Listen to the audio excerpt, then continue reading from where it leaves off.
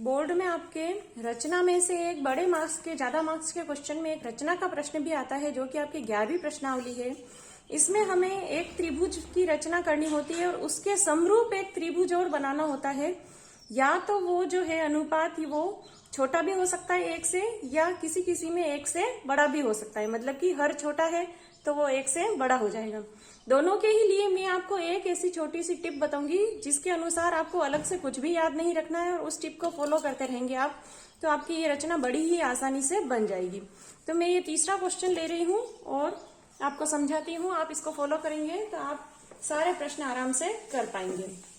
तो सबसे पहले हमें 5 सेंटीमीटर, 6 सेंटीमीटर और 7 सेंटीमीटर की भुजा वाले एक त्रिभुज की रचना करनी है। मैंने 6 सेंटीमीटर की रेखा खींच ली है और यहाँ पे इसको आप नाम दीजिएगा BC।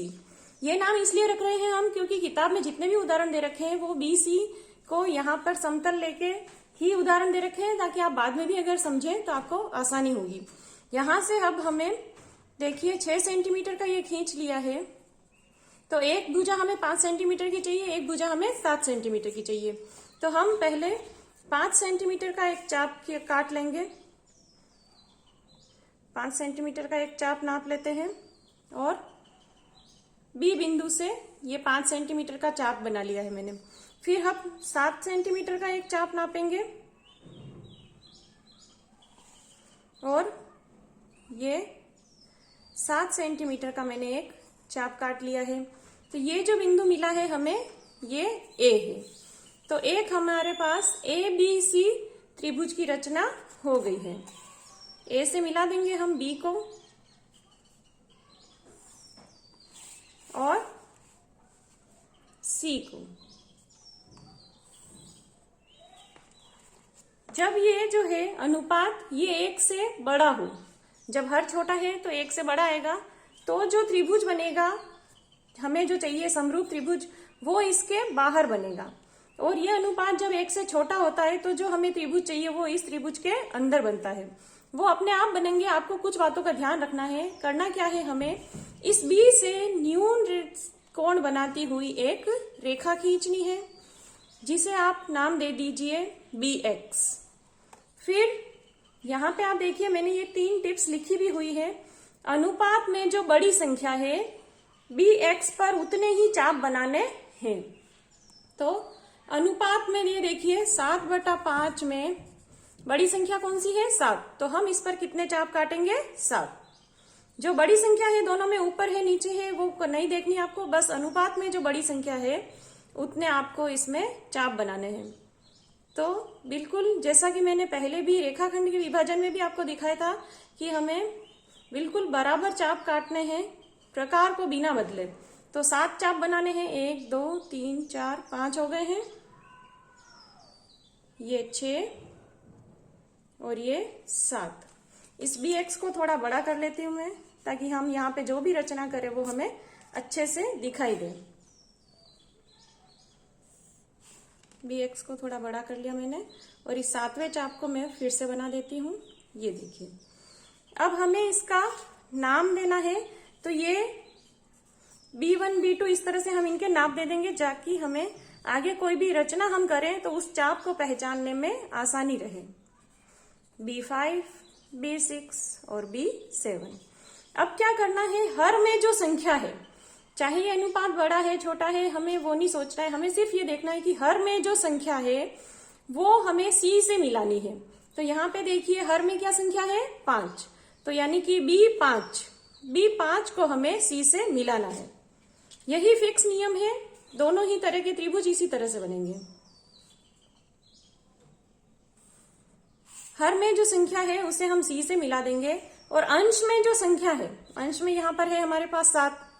तो अंश में जो संख्या है ये 7 यानी कि B7 जो 7वां चाप है, वहां पर हमें इसके समांतर रेखा खींचनी है।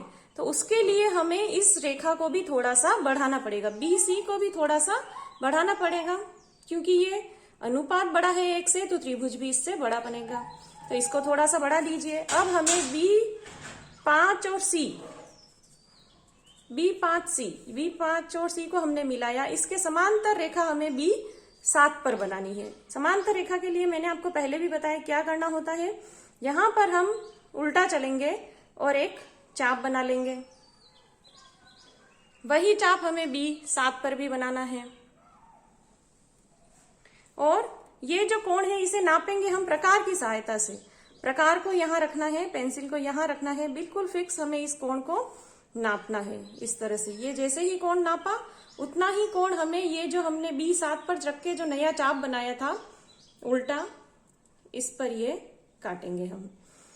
और इसको ये जो प्रतिच्छेद किया और B7 को मिलाते हुए जो रेखा खींचेंगे वो B5C के समांतर अपने आप बनेगी।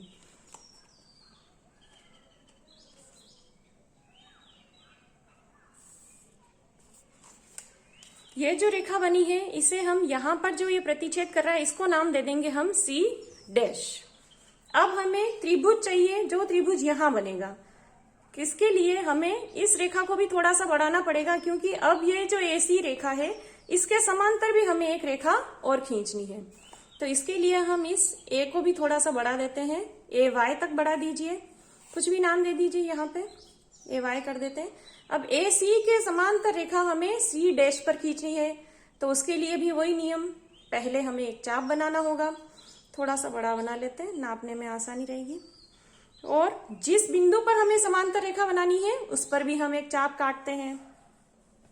फिर जो कोण बन रहा है उसको नापा जाता है और उतना ही कोण इस चाप पर बनाया जाता है। फिर इनको मिलाते हुए C डैश और इसको मिलाते हुए जो रेखा खींचेंगे हम, वो हमें अपने आप इसकी समांतर रेखा मिल जाएगी। स्केल भी थोड़ा डिजाइन वाला है, बच्चों का स्केल यूज कर रही हूं मैं।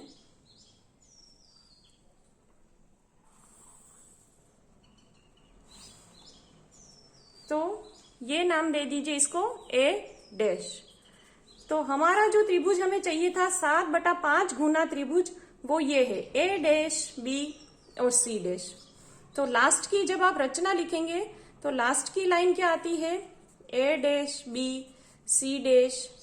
अभिष्ट त्रिभुज है, अभिष्ट मतलब जो हमें चाहिए था वो त्रिभुज ये है।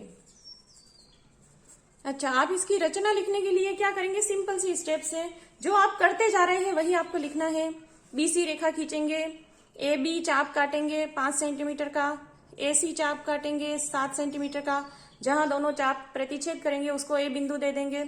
B पे न्यून कोण बनाते हुए BX रेखा खींचेंगे, BX पर हम 7 चाप काटेंगे, B5 को C से मिला देंगे, B5 C के समांतर रेखा B7 पर खींचेंगे, जिसे कि हम C डैश नाम दे देंगे।